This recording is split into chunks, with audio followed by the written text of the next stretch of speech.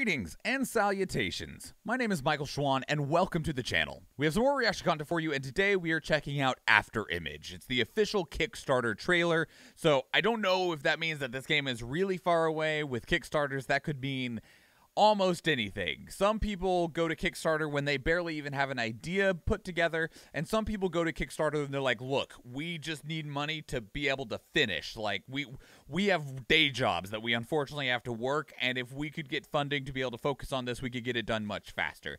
I don't know where we're at with this, but the fact that we have a trailer for a game that likely, I hope, at least has gameplay in it, that is generally a good sign. I do know that this is a Metroidvania-style game, so if you've played Castlevania, Bloodstained, Ritual of the Night, or even something like Icy, this might be along those lines in that vein.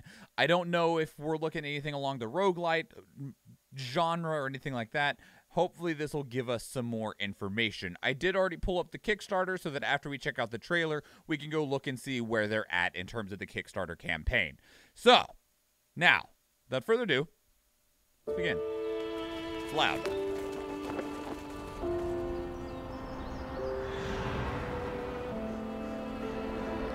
They only asked for 3,000? Really? That makes me concerned for different reasons. Of course, if it's that low, they could be treating the Kickstarter as a pre-order. Because I've seen plenty of those. Okay, this is all cinematic so far. It's pretty. That's for a comic? Okay, I have it up, so. Okay, this is gameplay.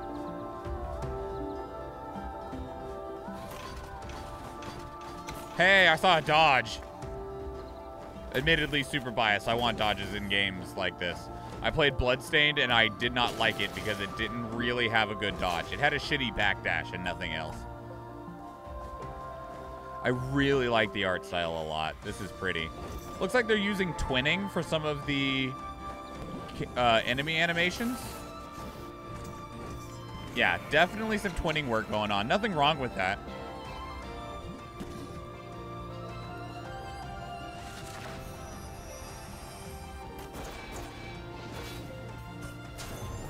Man, this is beautiful.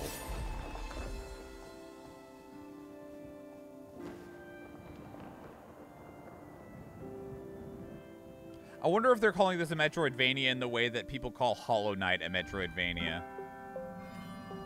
Neat. Very neat. Okay, let's check out the Kickstarter real quick. Okay, so Afterimage, hand-drawn, action-focused Metroidvania on PC, Xbox, PlayStation, and Switch. So it's going to be on everything. They've raised $15,000 of their $15,002 goal.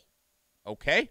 Very, very specific. It's all or nothing. It doesn't matter. They already funded it. They apparently reached their funding goal within about 2 days. So, good job. Afterimage is a hand-drawn Metroidvania that emphasizes fast-paced combat with diversified character builds, non-linear levels, and gripping storylines set in a vast and ruined landscape. Okay, so here's the question. How much does it cost to get the game? About 16 US dollars. I assume HK is Hong Kong dollars. I'm just throwing that as a guess. I don't actually know, and I'm sorry if that is, like, nowhere close to accurate. But it's 125 HK dollars, and that'll get you a digital copy of the game on your platform of choice. $20. What's the difference between these? Okay, so there are there's an availability of 350 people to get in at that $16 price point. Otherwise, the game is going to cost you $20, and you can get into that. But there is 64 slots left if you want that $16 one. Those will probably go quick. So what do you get? What else do you get? Digital wallpaper, backer exclusive updates, and our deepest gratitude. What is the next step up? For $30, you get access to a beta test, the Resonance roll on Discord, and your name in the credits. You don't for the lowest tier, okay? What's next? For $60, okay, we went up a lot there. Kickstarter exclusive costume color for Renee. So the main character's name must be Renee, which I guess that's what we're seeing right here. This image doesn't want to expand for me, which is unfortunate. Okay, a special digital manual booklet, digital soundtrack, beta, your name in the special flow section of the credits, There is a demo already available on Steam. So they already have a lot going here. And that's kind of what it sounds like more of what I thought about. Like they're doing this for extra support. They even already have it shown off on a Steam Deck. Very nice. Okay, so what else do we what's next? $150 lets you leave a message on one of the antiquities. This is kind of like in Bloodstained Ritual of the Night.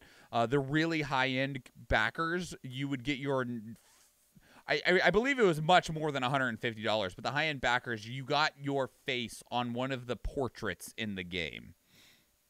But this is like a message. There's other Kickstarters that you got to put messages on like gravestones, and so this is kind of along those same lines.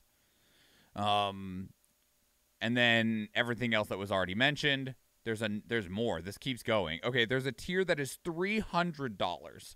Leave a message on an echo that will appear in the game. And that replaces the antiquities and then everything else on there. There's one that is $500. Help us design a piece of armor or an accessory and everything else that we mentioned. One that is $800. Help us design a cuisine of your own idea. This is replacing, by the way. So, like, if you wanted to design the armor and you do the exotic cuisine one, the $800, you don't get the armor. Just as, like, pointing that out. And everything else. For $1,000, you get to design a weapon. For $1,500, you get to design a monster. For $2,000, you get to design a weapon and a weapon skill. And for $3,000, you get to design a mini-boss. Oh, and a $5,000, you get to design a boss. I mean, you know, if you had the money and you wanted to support them, like, being able to design your own boss that's going to go into the game, like, that's pretty good incentive. It's a lot. And I'm not saying be like, yeah, I'll fucking drop $5,000. Don't got $5,000. Even if I had $5,000, probably wouldn't drop $5,000. But for the people that could just be like, fuck yeah, $5,000, you know, like designing your own snacks though. Features: 2D side-scrolling ARPG Metroidvania, seamless semi-open world, 15 different areas, roughly 25 to 30 hours for a first playthrough. That's awesome. I really, really wish more games would advertise the playtime, because it's important to me, right? Especially for Kickstarters. I've done Kickstarters where it's like, yeah, $30. And I'm like, that looks great. And then you're like, 3 hours. And you're like, well, shit. Oh, well.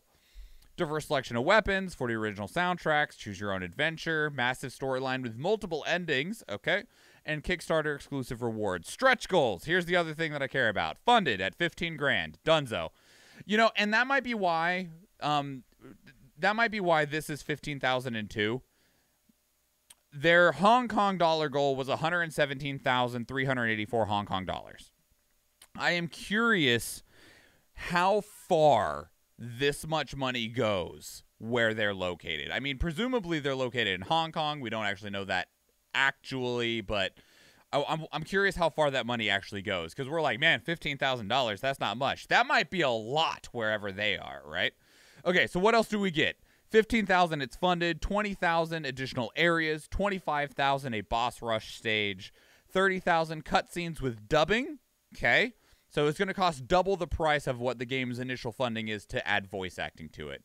Dubbing will be for Chinese, English, and Japanese only. Okay, more accessories at 36,000. 42,000 an additional class of weapon, sword or whip. Those aren't already in the game. Like, I could have swore we saw a sword in there. And the whip, I could see them adding as incentive for like a callback to Castlevania. 50 grand is for New Game Plus. They don't have anything yet for 60,000 because they'll probably reveal those if they actually get close to them. I'm not going to read the story stuff. We saw enough of the gameplay stuff. Is there anything else in here? Cooking. I mean, most games come with some sort of crafting now. We already looked at the risks. We already looked at the rewards. Most of us are veterans of the video game industry. Our past experience could assure you of our abilities. Currently, production is going well, and we are sure we are prepared for the rest of it. If the campaign succeeds, it will ensure that we can finish development. Okay, and estimated delivery is November 2022. I love that. One of my greatest complaints with Kickstarters, especially for games, is when you will do a Kickstarter and then they're like, if we get funded, the game will be out in December of 2026. And you're like, so this is something I'm going to fund, and just be like, maybe I'll be around, you know? They're in Hong Kong. It says about the creator section. Okay, cool. Neat. I will probably kickstart this. This looks great. I'd probably love to play this. I love the art style. It looks fun. Yeah, I like this a lot. I like it a lot. Definitely something that immediately goes on my let's keep tabs on it. And the easiest way to keep tabs on it would be actually just be kickstarting it. Roughly until they get more backers. Exactly. But yeah, I liked it. I liked a lot of what we saw. I like the team mini bios and images. Are they in here? Was it somewhere in the... Did I scroll past it, or is it somewhere else in here? Exploration, cooking, art, music. I feel like it was on a different tab. Oh, inspirations and the team. I see it. I see it. So there's how many of them right now? 1, 2, 3, 4, 5, 6, 7. One of them is a community manager. One's for music, an artist, a programmer, a producer, and these two. Afterimage development roadmap. Closed playtest in March. Public demo and Kickstarter campaign. Add finishing touches, localizations, and dubbing. Backer exclusive beta, only for the Drifter and higher tiers. Testing, polishing, improvements, and then the release in the winter. And then presumably more stuff in 2023. I like it. I like it. Yeah, I'm on board. 100% on board. But to you watching right now, what did you think? How do you feel about Kickstarters? I know some people that are like, it's a Kickstarter? Hell no. And I can't fault them for that. I've been burned on Kickstarters. I've backed games that never came to fruition that I never got to play.